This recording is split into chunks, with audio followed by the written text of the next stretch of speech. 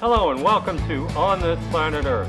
That's right, it's Gear Grab Thursday. Ever since I started this thing, people have been writing me emails, texting me, writing letters, beating on my door, and asking me, Mark Gilchrist, tell us all about the gear that you carry when you travel through Southeast Asia. Okay, nobody has done any of that. But funny you shouldn't ask. Most of the world runs on 240 volts. As far as adapters, you don't need the big fancy converter for your electronics. It's magic. All you need to do is adapt the holes. Here in Cambodia, the holes already fit American stuff, so it's no big deal. And I think the same in Thailand. Malaysia, if I remember, had the round European holes. I know Sri Lanka did. And you just get this little $1. I like to have a night light or something when I'm in bed reading. And cheap hotels I have don't have that. So I got one of these USB lights. It never worked, so I ended up buying flashlight here. Cord keeper. This little thing here is just a piece of hose. You can just cut it off the line going into your dishwasher if you want, or go to the hardware store and buy a foot of hose. Slice it off, middle, and magic. One thing I use every day and every night is earplugs.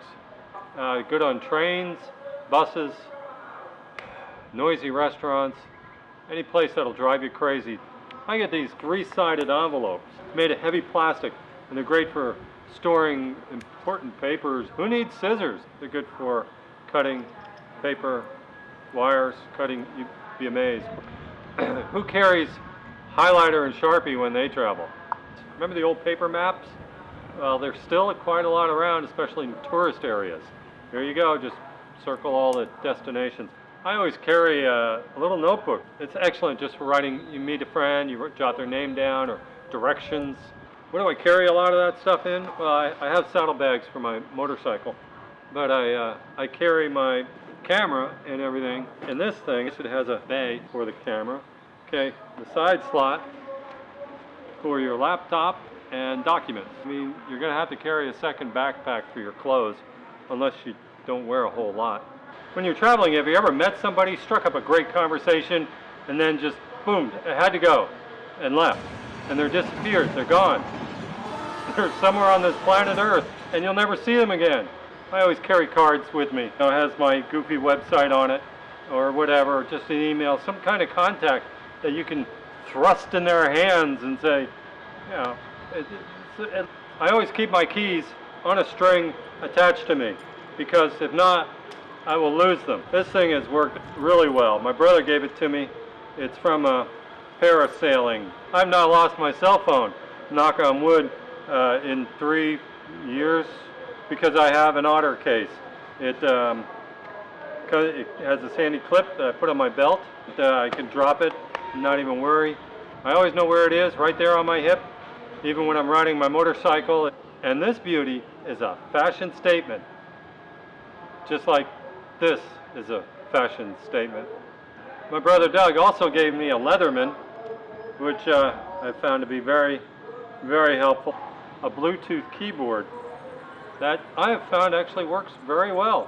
Speaking of lost, which I have been many times, I've not lost my passport yet. I keep it in one of those plastic sleeves inside a neck wallet. It's not just that robbers won't steal it. I mean, it's pretty obvious you have something like that. But you always know where it is.